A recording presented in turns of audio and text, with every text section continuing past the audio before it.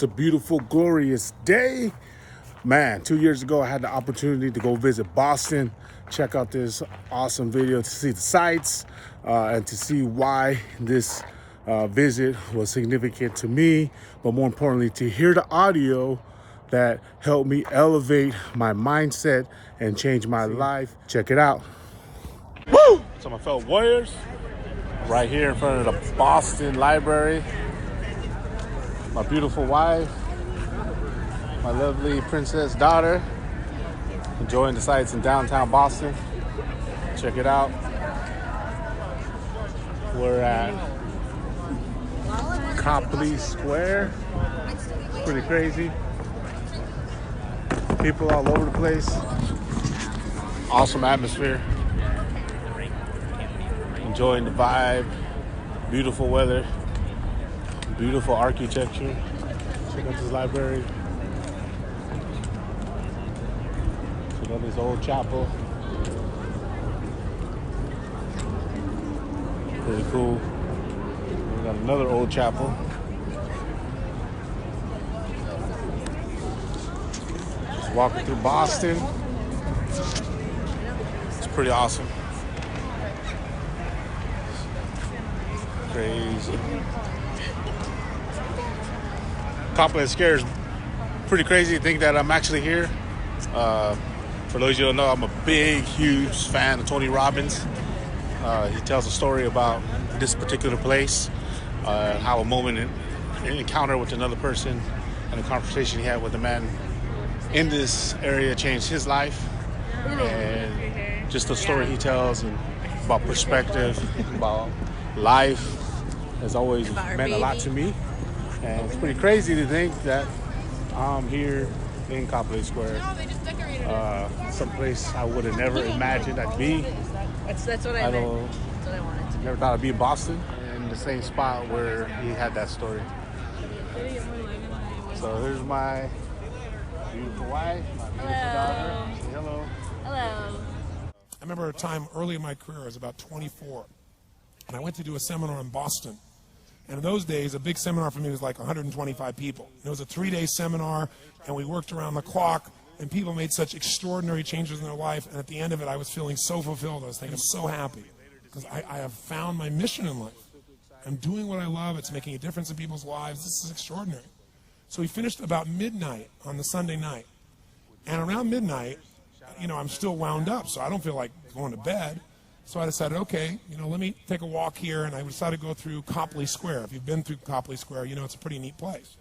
Because in Copley Square, you can look up and you can see buildings that were here before we were known as the United States, and beside them you see skyscrapers that are new. It's a pretty cool place. So I'm walking around midnight on Sunday night. There's nobody in Copley Square midnight on Sunday night. And I'm walking along, and I see this guy in the distance, and he's kind of stumbling back and forth between the gutter and the sidewalk. He's got a long trench coat on, his head's down like this. He's holding a brown bag, and I can start to smell him even before I get there, and I'm thinking, this guy is obviously drunk. And as I started to get closer, I thought, I bet he's going to beg me for some money. And sure enough, whatever you focus on life tends to happen, doesn't it? So sure enough, he gets real close to me, and I thought all of a sudden he wasn't going to do it, and all of a sudden he popped his head up. It was really weird. He went, "Mister!" He had this really bizarre looking sounding voice. He went, "Mister, could you loan me a quarter?" And I thought, do I want to reward this behavior? And then I thought, I don't want him to suffer. Do you have this dilemma sometimes? Like, I'm not here to judge. So years ago, I finally decided I always just give. Even if the person's pulling a scam, that's for them to deal with. If I have the ability, then I give. And so I thought, but could I teach him something? So I asked him a question back. I said, is that all you want is a quarter? So he goes, yeah, just one quarter. One quarter changed my whole life. One quarter. I said, really? He said, yeah, one quarter. So I reached in my pocket, and I pulled out my money clip. And in those days, I was, very young, just starting to succeed. And my original mentor was a man named Jim Rohn. I don't know, how many have heard of Jim Rohn? Anybody? Yeah, he's a great guy. And Jim told me, he said, Tony, look, you've come from a poor background. You got a poor psychology. You got to change it. He said, you don't have any money, so pretend you do. He said, start training your brain. Condition it. He said, go save all your money, get $300 bills, and put them on the outside of your money clip, even though you only have $5 in between them. So every time you pull it out, you'll see that, you'll feel inspired, you'll feel better. So I pulled my money clip, and sure enough, I got $300 bills in. I made sure he saw the bills. So I'm tearing through that, right? Looking in between there, see if I can find some change. But I made sure he saw it. Sure enough, he's looking at the $100 bills, checking it out. I find the quarter, I pull it out, take the money, put it in my pocket. I notice he's watching my hand going into the pocket. I took the quarter and I looked at him and I said, "Sir, life will pay any price you ask of it." And I gave him the quarter. And then something really interesting happened. He took the quarter. He looked at the quarter. He looked at me. He looked at my pocket. He looked back at the quarter, looked at me, looked at my pocket, looked at me again, looked at the quarter, looked at my pocket, looked back at me and said, "You're weird." And then he shuffled on off like this, right? And I thought to myself, wow, what's the difference between him and me? I mean, I was 24, 25 at the time, doing what I love most, have my mission in life.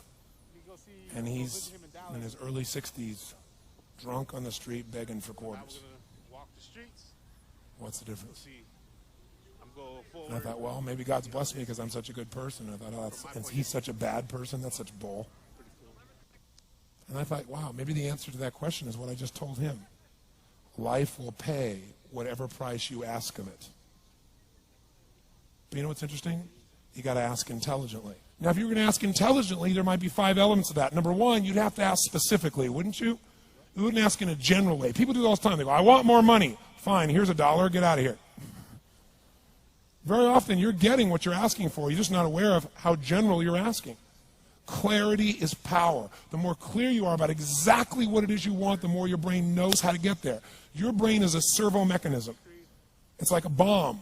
Those bombs, those missiles, they have a servo mechanism. So if the target moves, it knows what the target is, it follows it. Your brain, when you condition it, knows exactly what to go for and will find a way to get there. Do you ever buy a certain outfit or a certain car and suddenly see that car outfit everywhere? How many of you have had that experience? Say, "Aye." How come that car outfit's everywhere? It always was everywhere, but now you notice it.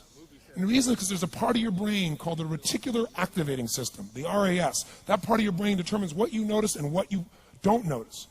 Your brain spends most of its time trying to make sure you don't notice because you'll go crazy if you notice everything.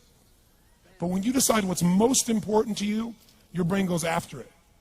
Everyone I know who's successful builds what I call an RPM plan. An RPM is built on the metaphor that the way to get from where you are to where do you want to go to the fastest is you got to build power, like in a car, RPMs. And the R stands for they know the result they're after. They know what they want precisely. If you don't know exactly what you want or you let yourself get beyond that into something general, you're not going to achieve it. Clarity is power. You got to know the specific result you're after. What do you want? If you can't answer that question right now in your personal life, in your body, in your relationships, in your finances, in your spirituality, then you're not going to be as fulfilled as you want to be. Today we're going to have you answer one of those questions at least. The second part of it, you got to know P, why you're doing it. Because you know what? You may get a big goal as soon as I want to make $1 billion. I want to bring peace to the earth. Why? Because as soon as you come up with a goal, all the obstacles show up. And unless you've got enough emotional drive to break through that, you're never going to discover what it really takes. So you got to get yourself past that. And the way to get past that is have enough reasons. Reasons come first, answers come second. This man did not know what he wanted. He did not have enough reasons. To ask intelligently, you got to ask specifically. To ask intelligently, you got to know why you want it, have enough drive to make it happen, enough juice to make it happen. If you don't have enough reasons, you will not make it happen. And the M is, what is your massive action plan? Actually fall through, because the first plan's not going to work and the second plan's going to work, so you better have enough plans that if the first two don't work, you still got something else. Otherwise, you're going to be having excuses why it didn't work. So asking intelligently requires that. So if we're going to be extraordinary in our results, we've got to be in an extraordinary state. We've got to know what we want, and we got to go use it. Well, this is where we are, downtown Boston. Peace out.